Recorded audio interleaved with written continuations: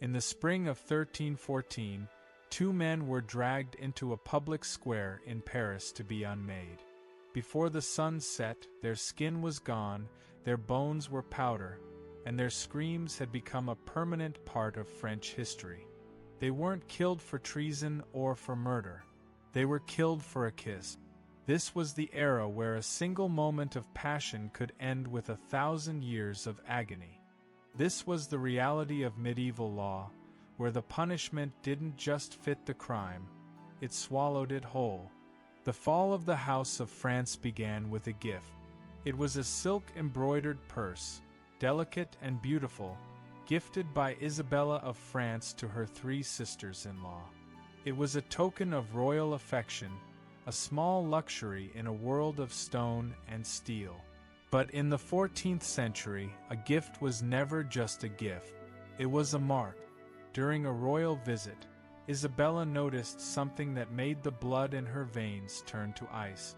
Those same silk purses, the ones meant for the princesses, were seen hanging from the belts of two Norman knights, Philippe and Gautier d'Aunay. In an instant, the gossip of the court became a death warrant. The suspicion was immediate and devastating. The princesses had given the knights the purses as tokens of their love. To the King of France, Philip the Fair, this wasn't just a family scandal. It was an attack on the crown. The knights were arrested instantly. There was no long trial, no gathering of witnesses, and no chance for a defense. In the eyes of the king, the bloodline of France was a sacred property, and these two men had trespassed upon it.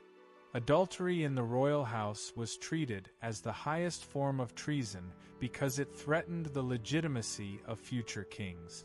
If a princess birthed a child that wasn't of royal blood, the entire kingdom would crumble. The king needed to make a statement that would echo through the centuries. He didn't just want them dead, he wanted them destroyed. On April 19, 1314, the d'Aunay brothers were taken to Pontoise. The crowd that gathered was massive. They hadn't come for a hanging. They had come for the breaking wheel. The process began with the knights being tied to a wooden frame. In front of the very princesses they had loved, the executioners began their work. They were castrated first, a symbolic removal of the crime itself. Then the real horror began. Molten lead was poured onto their open wounds. The sound of the lead hitting the flesh was described as a sharp, hissing crackle that silenced the crowd. But this was only the opening act. The main event was the wheel, a massive, heavy wooden circle that would become their final bed. The executioners raised iron bars, heavy and cold, and prepared to systematically shatter every major bone in the brothers' bodies, one strike at a time. Stay with us till the end for valuable insight. Like, subscribe, and share to support the channel. The breaking wheel was not a tool of execution, it was a tool of performance. In medieval Europe, the king didn't just want you to stop breathing. He wanted to demonstrate his power over your very anatomy. As Philippe and Gautier d'Aunay lay fastened to that massive wooden frame in Pontoise, the executioner wasn't looking for a quick kill. He was looking for a rhythm. The technique was chillingly precise. The executioner used a heavy iron-bound bar, swinging it with calculated force. He didn't aim for the head or the heart. He aimed for the gaps between the spokes of the wheel. First the shins, then the thighs, then the forearms and the upper arms. With every strike, the crowd didn't gasp. They counted. 1, 2, 3. It was a communal ceremony of destruction. When an iron bar hits a living femur, the sound is deep and wet. It is a sound that stays in the ears of those who hear it for the rest of their life. The knights were kept alive through this process, their bodies becoming a collection of loose meat and splintered white shards, held together only by their skin. The goal was to turn a human being into a puppet with broken strings. However, the wheel was designed for more than just the moment of impact. Once the limbs were shattered, they were woven. The executioner would take the broken arms and legs and thread them through the spokes of the wheel, bending the limbs into angles that the human body was never meant to occupy.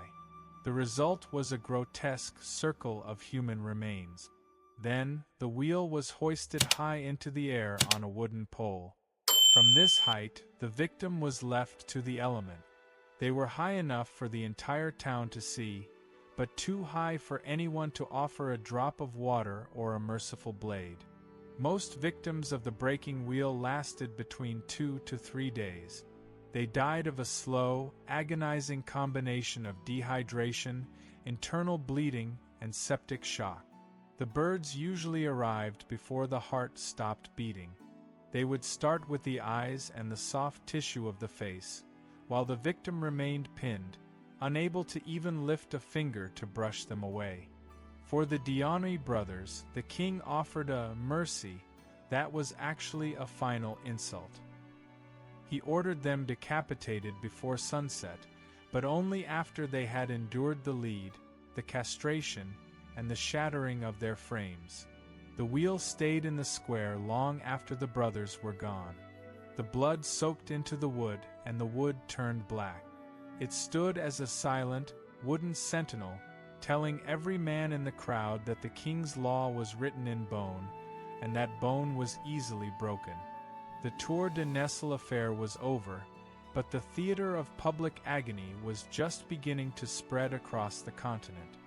While the breaking wheel was the king's preferred method for crushing noblemen, the legal system had a different, more subtle kind of cruelty waiting for the common woman. If you were a peasant in a small English village or a merchant's wife in a coastal town, you didn't face the iron bar. You faced the water. This was the ducking stool. On paper, it sounded almost like a game, a wooden chair attached to a long beam, designed to dip a person into a pond. But in reality, it was a terrifying machine of public humiliation and accidental execution. It was reserved for scolds, shrews, and women accused of infidelity. The law didn't want to spill your blood, it wanted to drown your dignity. The day of a ducking was treated like a holiday. The town crier would announce the event days in advance, ensuring that the market square was packed. The accused woman was tied into the chair with heavy leather straps. Her hands were bound to the armrests, her feet to the legs.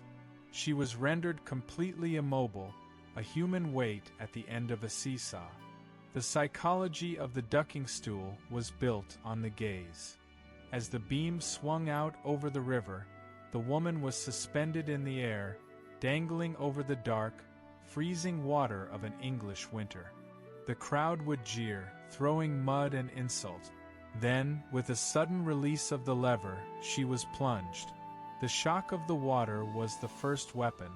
English rivers were rarely warm, and the sudden immersion often triggered a cold shock response, making the victim gasp, sucking the icy, murky water directly into her lungs. Therefore, the punishment was never as controlled as the magistrates claimed.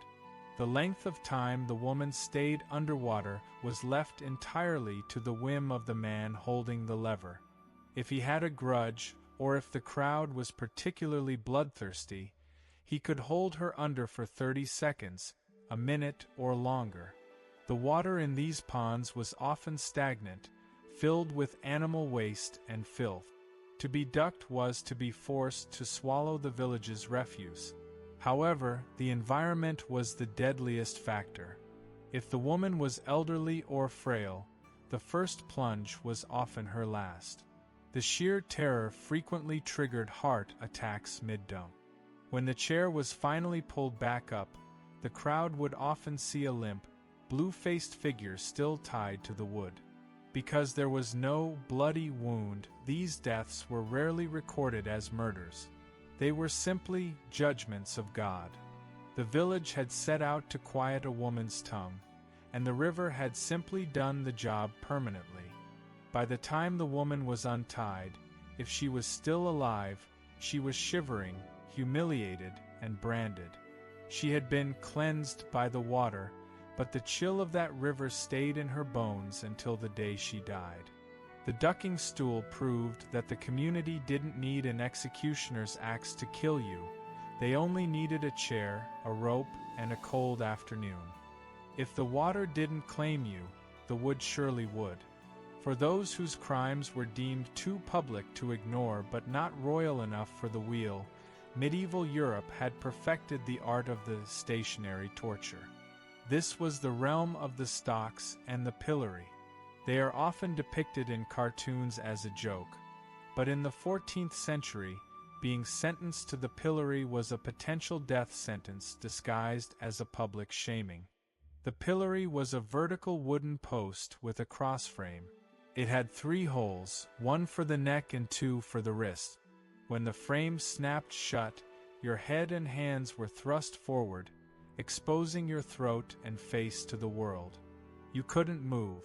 You couldn't wipe your eyes. You couldn't shield your head. You were a living target pinned against the sky. The cruelty of the pillory was not in the machine, but in the invitation. The law specifically required the pillory to be placed in the busiest part of the town square on market day. The magistrates didn't just allow the crowd to attack the prisoner, they practically mandated it. It began with soft missiles, rotten cabbage, moldy bread, and dead cats. But as the hours stretched on and the beer flowed in the local taverns, the mood of the crowd always turned. The soft garbage was replaced by jagged stones, heavy shards of roof tiles, and iron scraps. Because the victim's head was locked in place, every stone thrown at their face had the potential to be fatal. There was no way to roll with the punch or duck the blow. Many people emerged from the pillory with their jawbones shattered, their eyes blinded, or their skulls fractured. In London, King Edward I actually had to pass a law demanding that pillories be made of stronger wood, because the weight of the stones being thrown was literally snapping the machines in half, crushing the victims underneath the debris. However, there was a darker, creative side to the pillory. For certain crimes, the punishment included fastening. This meant the executioner would take a long, iron nail and drive it through the prisoner's ear, pinning the flesh directly into the wooden beam behind it. You were given a choice: stay perfectly still for 12 hours in the blistering sun or the freezing rain, or release yourself by pulling your head away and tearing your own ear off the spike. Most people chose to stay still. They stood in their own filth, their ears throbbing, while the town's children used them for target practice. By the time the magistrate returned to unlock the frame, the victim was often unrecognizable. Their face was a mask of blood and bruises, their spirit was broken, and their body was marked forever by the pillory scar.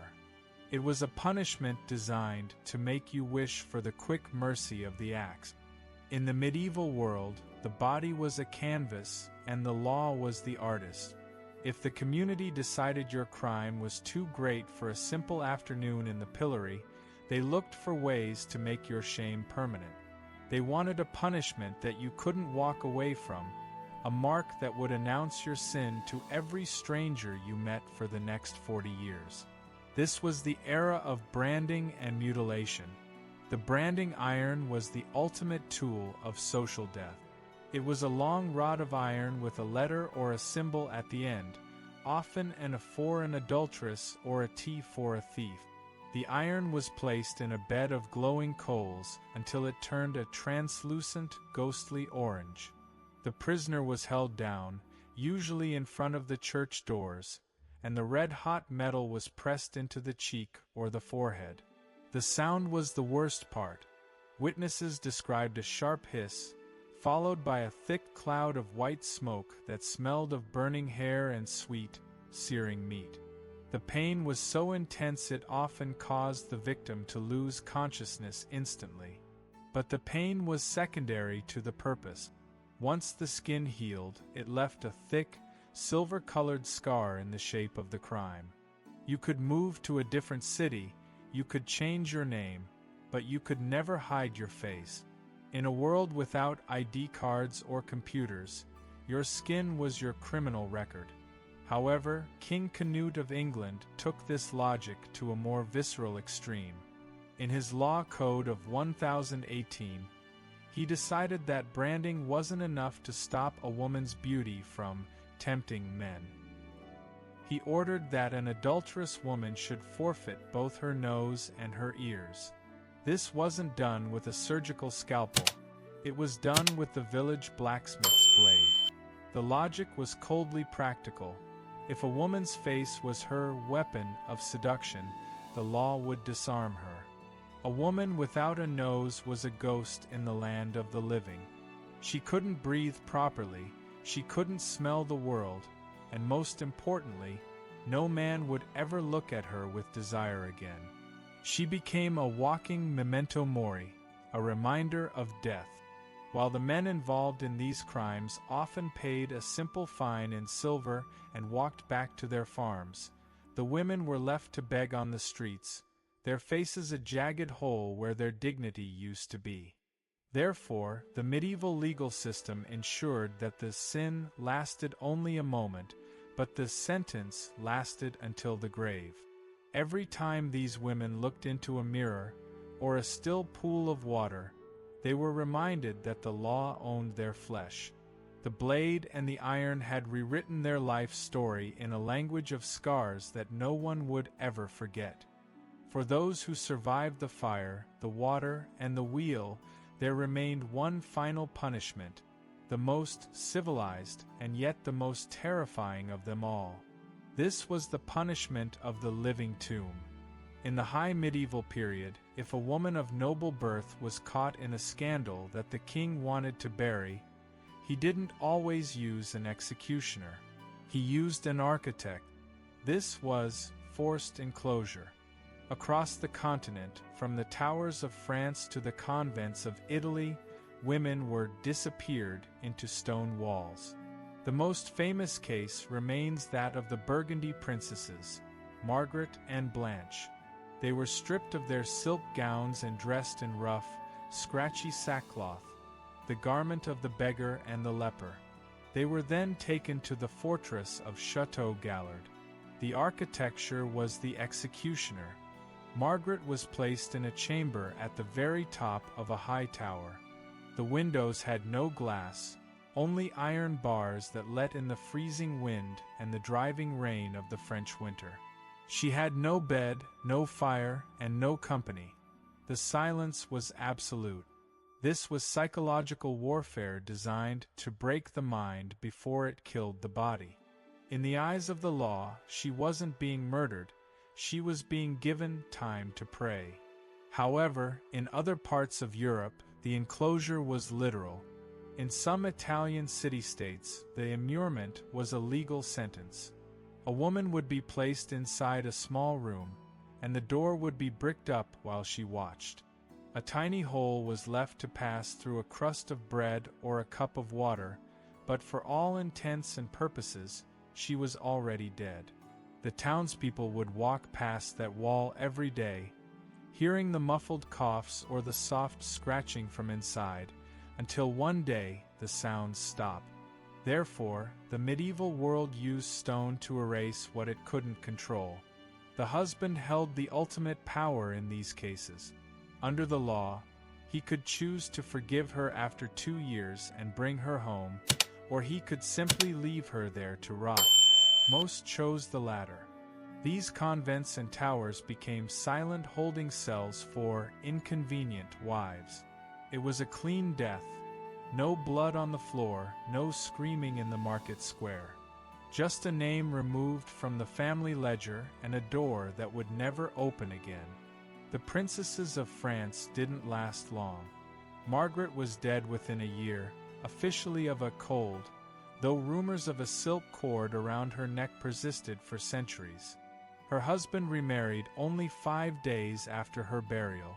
The theater of the wheel and the pillory was meant to warn the crowd, But the silence of the stone tower was meant to warn the elite. It proved that no matter how high your status, the law could make you vanish as if you had never existed at all. Medieval Europe didn't just want to punish the flesh. It wanted to own the memory of the person. Whether by shattering bones on a wheel or walling a soul into a tower, the message was the same. The bloodline was everything, and the individual was nothing. The echoes of those shattering iron bars and the splashing of the ducking stools eventually faded, but the scars they left on the human story remain carved into the very foundation of history. If you enjoy dark, untold history, subscribe because we uncover what others won't.